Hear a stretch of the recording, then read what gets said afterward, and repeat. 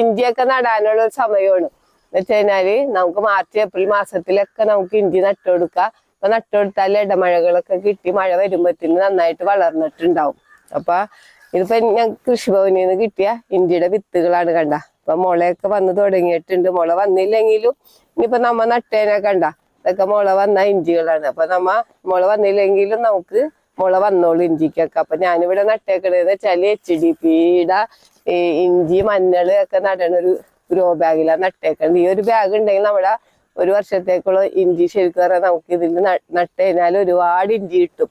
അപ്പൊ നട്ടത് എങ്ങനെയാന്ന് വെച്ച് കഴിഞ്ഞാല് അടിയിൽ നിറച്ച് കരിയിലൊക്കെ നിറച്ചിട്ട് പിന്നെ മണ്ണും വളമൊക്കെ മിക്സ് ചെയ്ത് ഇട്ട് കൊടുത്ത് പിന്നെ മുകളിൽ ചാണകപ്പൊടിയൊക്കെ നന്നായിട്ട് ഇട്ട് കൊടുത്ത് ഇഞ്ചി വിത്ത് നട്ട് പിന്നെ പൊതിയിട്ട് കൊടുത്തേക്കാണ്.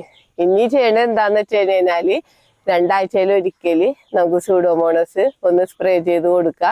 പിന്നെ വേറെ പ്രത്യേകിച്ച് പരിചരണങ്ങളൊന്നും വേണ്ട. നമുക്ക് തണലത്തും ചെയ്യാൻ പറ്റിയതായിട്ട് ഇഞ്ചി കൃഷി. അപ്പൊ നടണേന്റെ ഒക്കെ വിശദമായിട്ടുള്ള വീഡിയോ എന്റെ സുൽഫത്ത് ഗ്രീനറി എന്ന് പറയുന്ന യൂട്യൂബ് ചാനലിൽ ഇട്ടിട്ടുണ്ട്.